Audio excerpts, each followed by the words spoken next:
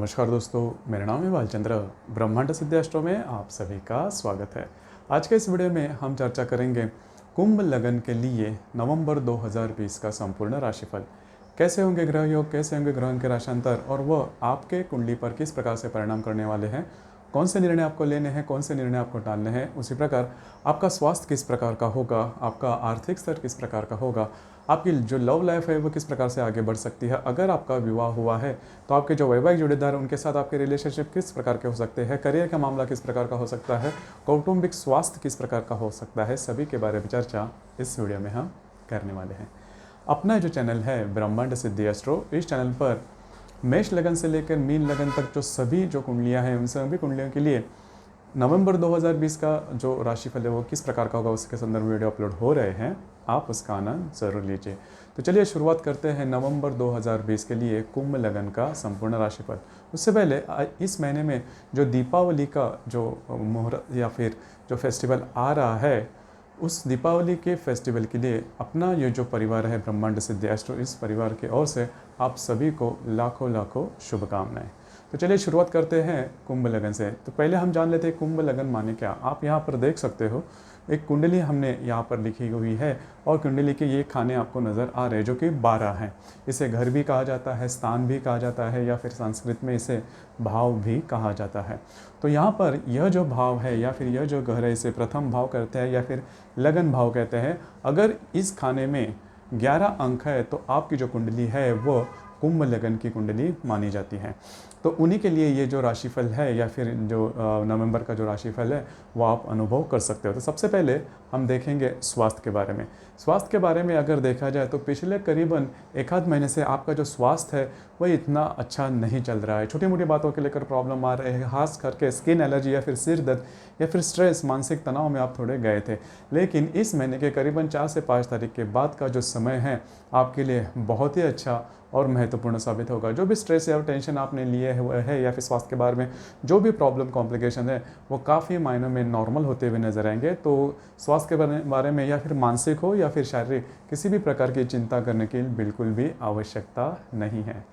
इसके बाद हम चर्चा करेंगे आर्थिक स्तर के बारे में। आर्थिक स्तर के बारे में अगर देखा जाए तो आर्थिक संदर्भ में आपको मतलब इनकम तो आ रही थी, पैसे तो मिल रहे थे, लेकिन खर्चे भी ज़्यादा हो रहे थे। हालांकि आपका जो लगन है वो थोड़ा सा डिसिप्लिन है, स्ट्रिक्ट है, मतलब शेड्यूल्ड लाइफ आप जीते हो।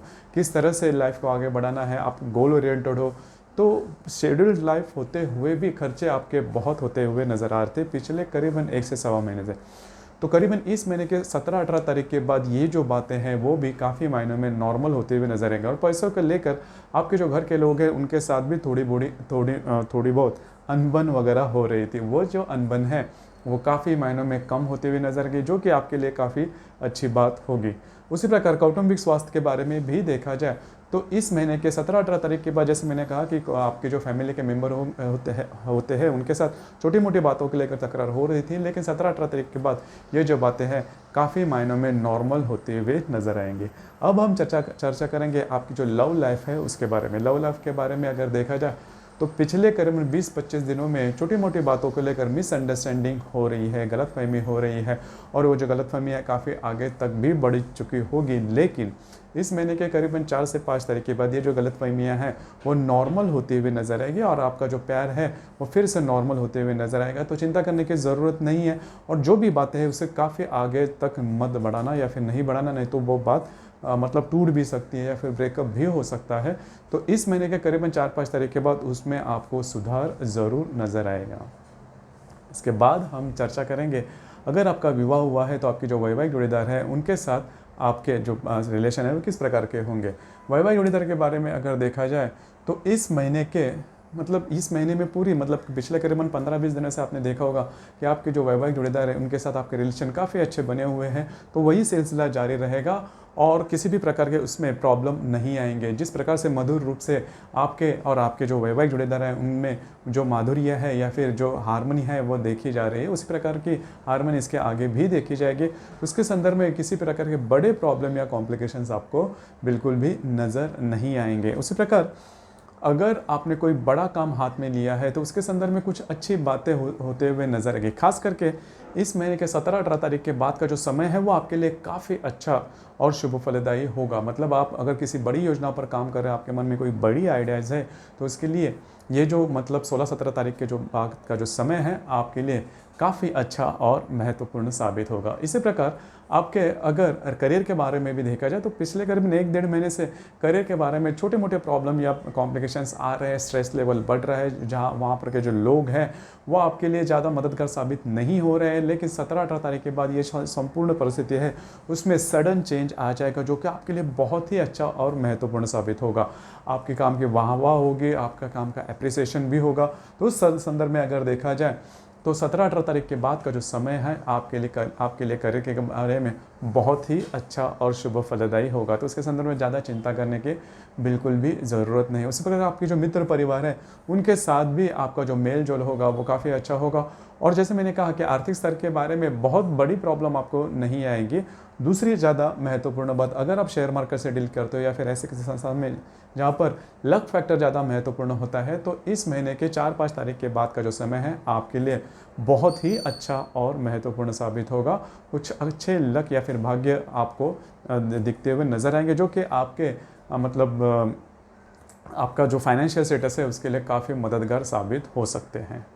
उसी प्रकार कुछ ऐसी भी तारीख है जिसके ऊपर कुछ बातें आपको समझ लेनी चाहिए, जैसे कि करीबन 16 और 18 तारीख का जो समय है, इस समय में आप 2-3 बातें उसके ऊपर ध्यान दीजिए। पहली तो बात, अगर आप रिलेशनशिप में हो तो इस जो तारीख है 16, 17, 18 तारीख के दरमियान छोटी मोटी बातों को लेकर तकरार वगैरह हो सकती है उनके साथ, आप जिनके प्रेम में हैं। उसी प्रकार शेयर मार्केट से डील करते हो तो भी इसके संदर्भ में थोड़ा ध्यान देना आवश्यक है। स्वास्थ्य के बारे में भी छोटी मोटी बातें आपको उभर कर सामने आ सकती हैं, तो थोड़ा सा चौकन्ना रहना ज़्यादा आवश्यक होगा। उसी प्रकार अगर इस महीने के 26-28 तारीख को भी अगर देखा जाए तो आपके जो घर के लोग होंगे उनके साथ छोटी मोटी बातों को लेकर अनबन हो सकती है, ध्यान रखना ज़्यादा आवश्यक है। और ये जो तारीख है 23, 24, 25, ये आपके लिए बहुत ही अच्छे शुभ फलदायी होगी। अगर आप शेयर मार्केट से डील करते हो तो आप जो भी अनुमान लगाओगे वो सही साबित होते हुए नजर आएंगे, उससे आपको काफ़ी अच्छी मतलब अर्निंग भी होगी। दूसरी ज़्यादा महत्वपूर्ण बात, अगर आप किसी के रिलेशनशिप में हो तो भी ये जो दिन है काफ़ी अच्छे। अगर आप किसी के रिलेशनशिप में जाना चाहते हो तो भी ये जो दिन है 23, 24 और 25 आपके लिए बहुत ही अच्छे और शुभ फलदायी होंगे। उसी प्रकार इस महीने के जो अशुभ दिन है करीबन 16 और 17 तारीख जो है वो अशुभ फलदायी हो सकती है, खास करके आपके स्वास्थ्य के बारे में। स्वास्थ्य के बारे में कुछ ऐसे संकेत आपको मिल सकते हैं जो कि आपको लगेगा कि काफ़ी भारी है या फिर इससे कुछ बहुत बड़ी क्षति होने वाली है, लेकिन ऐसा नहीं होगा। लेकिन इन 2 दिनों में आपकी मनस्थिति उस प्रकार से बनी रहेगी। उसी प्रकार जहाँ पर आप काम करते हो, नौकरी करते हो, खास करके नौकरी करते हो, वहाँ पर के जो लोग होंगे वो ऑफिस पॉलिटिक्स जिसे हम कहते हैं वो उभर कर सामने आ सकता है, तो थोड़ा सा चौकन्ना रहना ज़्यादा आवश्यक होगा। उसी प्रकार 20 और 21 तारीख को थोड़ा आपका जो मानसिकता होगी वो इतनी नॉर्मल नहीं रहेगी, स्ट्रेस आपको बहुत ज़्यादा ले लोगे, खास करके वो करियर के संदर्भ में होगा। लेकिन जैसे कि हमने इसके बारे में करियर के बारे में डिस्कस भी किया है कि 16-17 तारीख के जो बाद का जो समय है आपके लिए काफ़ी अच्छा साबित होगा, तो करियर के बारे में ज़्यादा चिंता करने की बिल्कुल भी ज़रूरत नहीं है।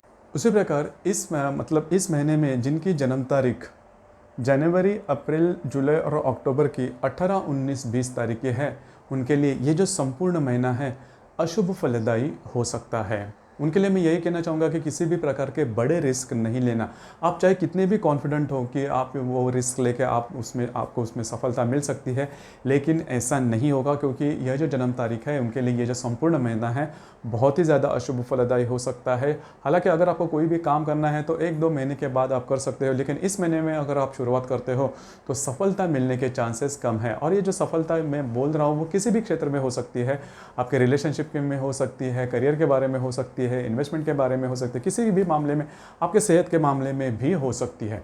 तो ध्यान रखना आवश्यक है कि किसी भी प्रकार के बड़ी बात या फिर बड़ी काम नहीं करना, रिस्क लेकर कोई भी काम नहीं करना। हालांकि वैसे भी देखा जाए तो आपको छोटे मोटे बातों को लेकर स्ट्रेस आ सकता है, लेकिन आप खुद से अगर कुछ बात करते हो तो वो स्ट्रेस ज़्यादा बढ़ भी सकता है। दूसरी ज़्यादा महत्वपूर्ण बात, जिनका जन्म जून और दिसंबर के 10 और 11 तारीख का है, उनके लिए भी ये जो महीना है वो इतना अच्छा नहीं है। फंस जाने की या फिर फंसाए जाने के चांसेस काफ़ी ज़्यादा बनते हैं।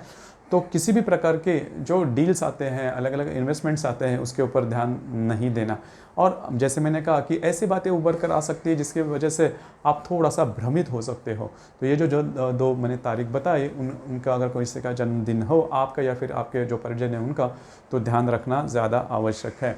उसी प्रकार ऐसे भी बर्थ डेट्स है, उनके लिए जो संपूर्ण महीना है वो काफ़ी शुभ फलदायी होगा। जैसे जनवरी और मई के 10 से लेकर 15 तारीख तक, मतलब 10, 11, 12, 13, 14, 15, और सितंबर के 12 तारीख से लेकर 18 तारीख तक, मतलब 12, 13, 14, 15, 16, 17 और 18, इन तारीखों को जिनका भी जन्मदिन है उनके लिए ये जो संपूर्ण महीना है वो बहुत ही अच्छा और शुभ फलदायी होगा। उनके सभी जो काम है वो पूरे होते हुए नजर आएंगे, चाहे वो किसी भी क्षेत्र से संबंधित हो। जो विवाह इच्छुक है, मतलब जो विवाह करने वाले, उनके विवाह वगैरह हो सकते हैं, या फिर जिनको जो जॉबलेस है उनके जॉब हो सकते हैं, कोई नई बिजनेस के बारे में ट्राई कर रहे हो उनके बारे में भी कुछ अच्छी बातें हो सकती है। तो मोटे तौर पर अगर कहा जाए तो ये जन्म तारीख, बर्थ डेट जिनकी भी है उनके लिए ये जो संपूर्ण महीना है वो बहुत ही अच्छा और शुभ फलदायी होगा। उसी प्रकार इस महीने में जो अमावस्या है वो 15 तारीख को आती है और जो पूर्णिमा है वो 30 तारीख को आती है। तो अमावस्या और पूर्णिमा के दिन किसी भी प्रकार के बड़े डिसीजन बिल्कुल नहीं लेना, क्योंकि इन दिनों में पृथ्वी के प्रति चंद्रमा और जो सूर्य का आकर्षण होता है वो काफ़ी ज़्यादा दिखाई देता है। इसी वजह से होता क्या है, हमारे जो निर्णय होते हैं वो गलत साबित हो सकते हैं। तो इसी को चलते हुए किसी भी प्रकार के बड़े निर्णय आप बिल्कुल भी नहीं लेना। तो दोस्तों, ये था कुंभ लगन के लिए नवंबर 2020 का संपूर्ण राशिफल। आपका राशिफल कैसे लगा, आपने किस तरह से अनुभव किया, नीचे कमेंट बॉक्स में ज़रूर कमेंट करना। और अपना जो चैनल है ब्रह्मांड सिद्धि एस्ट्रो, इसे भी लाइक, शेयर और सब्सक्राइब ज़रूर करना। धन्यवाद।